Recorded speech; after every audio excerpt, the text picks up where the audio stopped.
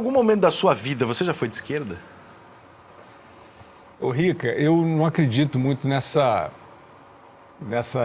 dicotomia, digamos assim, nessa classificação, né? Você vê que nos anos 80 havia ainda essa questão, né? Subsistia essa questão de esquerda, direita e tal, e caiu o Muro de Berlim. Com a queda do Muro de Berlim, sobreveio um tipo de exercício político pragmático, né? Foi o período em que o Brasil fez o Plano Real, por exemplo, que para mim tinha acabado essa conversa. Até hoje eu acho ela anacrônica, grosseira, porque era o muro, né? A cortina de ferro de um lado, o Ocidente do outro, uma demarcação, né, dos regimes totalitários comunistas versus o Ocidente livre. Mas isso também já não dava conta, naquela época, do que é cada um. E quando isso aconteceu, até um teórico da época criou, chamado Francis Fukuyama, criou um conceito chamado o fim da história, que era uma provocação, mas que queria dizer basicamente o seguinte: depois de da dissolução de um conflito que já estava artificializado, né? Porque o ser humano às vezes é muito isso, ele busca a dualidade, né? Ele busca uma visão binária das coisas, porque simplifica, só que a vida não é tão simples.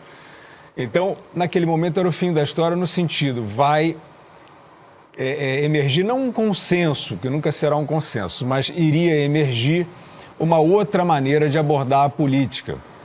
Ou seja, menos panfletária, não é nem menos ideológica, é mais realista. Nesse período, na década de 90, foi um período feliz para o Brasil, porque ele fez uma reforma econômica fundamental que mudou a nossa vida até hoje. Que você escreveu um livro que virou um filme. Eu até escrevi um livro e tal. Eu não li o livro, mas eu adorei o filme. Ah, que legal. E até perguntar depois isso aqui pra você, sobre o Gustavo Franco, se ali aquela mala toda que aparece no filme. Porque ali, de fato, emergiu, né? Quer dizer, o Fernando Henrique, que era o presidente na época, e tem várias teorias, né? Assim, de uma simbiose entre o PT e o PSDB. E, de novo, eu acho isso uma abordagem limitada, porque você fazer assim, uma espécie de uma sociologia com base em partido político é pobre. Os partidos são todos ruins, são todos grosseiros, são todos ajuntamentos. E nessa época o que aconteceu foi que emergiu o mérito. Então você tinha o Fernando Henrique, que não chamou o Serra, que seria o economista tucano, para conduzir, chamou o Malan, que acreditava mais no Malan.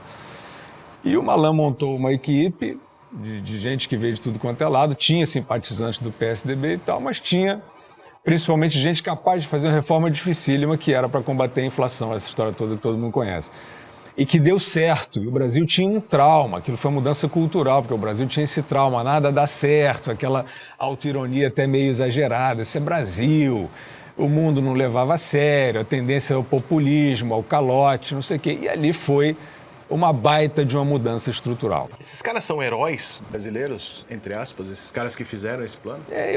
Rico, eu não gosto assim, desses adjetivos, acho que não precisa, né? Assim, mas são caras que deveriam ser reverenciados pelo Eu acho que tamanho foi uma mudança muito importante, muito bem feita, que exigiu coragem, porque essa política que gosta da caricatura, que vive da caricatura, tá cheio aí, esquerda, direita, não sei o quê, trabalhismo, conservadorismo e tal. O pragmatismo, a efetividade agride essas pessoas, né? Tira o ganha-pão. E nessa época, quando se impôs a reforma, foi uma perda danada para o demagogo. E eu acho que na minha crítica, né, você perguntou negócio de esquerda e direita, eu acho que o que eu mais fiz foi, até hoje, olhar onde tem demagogia, na minha visão, nem sempre eu vou acertar, mas onde eu acho que tem demagogia, impostura, hipocrisia, e apontar. Falar assim, olha, esse cara, esse partido, né, essa doutrina, que seja, está apontando algo que não bate com a realidade da prática dela. Hipocrisia no Brasil, Fiuza? Pô, aonde? Cadê? Tá difícil para você encontrar isso. No mundo, né, Rica? No mundo. Mas aqui é uma Então, coisa, só para né? fechar o negócio do plano real e esquerda-direita, nessa época tinha essa bússola levou um tilt, porque a autochamada esquerda, que é sempre a boazinha, que afeta um altruísmo, não adianta a galera da direita dizer esquerdalha, não sei o quê, porque o mercado compra. Esses termos, eles são pobres, eles são limitados, eles não são precisos. Eu prefiro falar dos valores. É liberdade, não é liberdade, é pragmatismo, não é pragmatismo, é honestidade, não é honestidade. Então, nessa época, a chamada esquerda, até a MPB rachou nessa época. Porque a esquerda, a auto-intitulada esquerda, dizia, não, o plano real é neoliberal. Isso é um golpe da elite contra o trabalhador. Era esse o discurso. O que aconteceu? O plano foi bem feito, uma reforma, eu acho, sem ideologia. Sabe? O plano real é de esquerda ou de direita? Pô, não tô nem aí, cara. Funcionou, foi. Funcionou, distribuiu renda, porque deu estabilidade monetária. E aí? A bandeira da igualdade social ou da justiça social, como se queira chamar, historicamente associada à esquerda, né? Aí o plano real é de esquerda? Não, é neoliberal, é da direita e tal. Então essa bússola deu defeito, até a MPB rachou nessa época, porque o Chico Buarque quis continuar ali nesse personagem que ele tem de esquerdista. Eu acho um personagem, né? Cheio de símbolos, né? De poesia, estética. Nada disso a gente está... Você quer falar de presidente, administração, por exemplo, você não está falando de estética, né? E o Caetano Veloso, na época, e o Gilberto Gil acharam uma reforma interessante e apoiaram, né? Esse caminho, para mim, é o melhor caminho. É você quebrar as máscaras, as caricaturas e seguir pragmaticamente pelo que for melhor, pelo que for do mérito, pelo que for realmente liberdade. Depois, na sequência do papo, né, assim, a liberdade, por exemplo, a ideia de liberdade na pandemia agora, todos os historicamente associados a isso, e aí pegando a parte da cultura e tal, eles se associaram às diretrizes mais duras, mais autoritárias e irracionais contra a liberdade.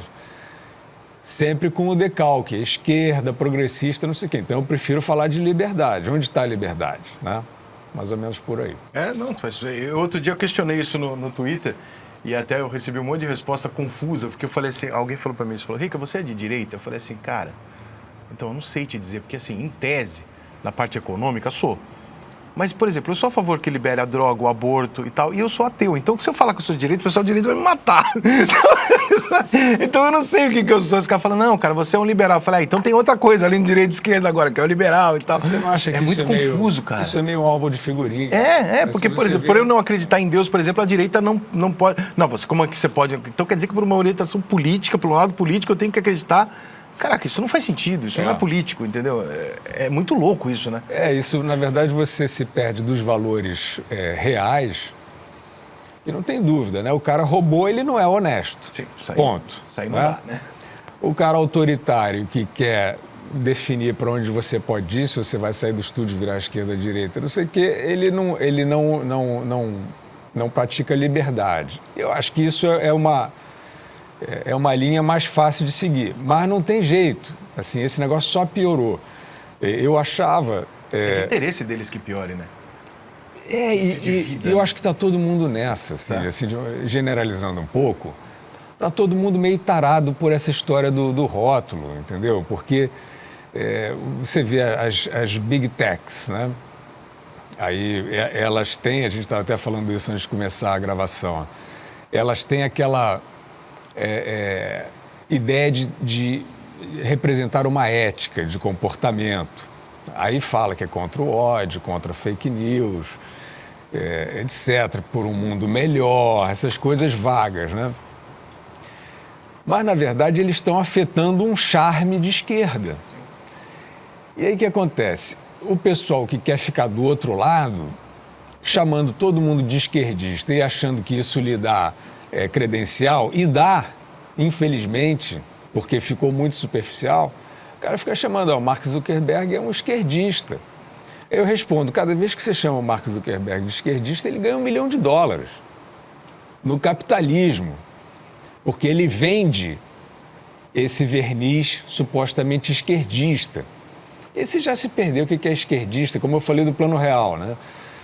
Você está fazendo um plano neoliberal, mas beneficiando as camadas mais baixas da população, então essa bússola já quebrou. Tem muito socialista que vive do capitalismo hoje, né? É uma grandeza, né?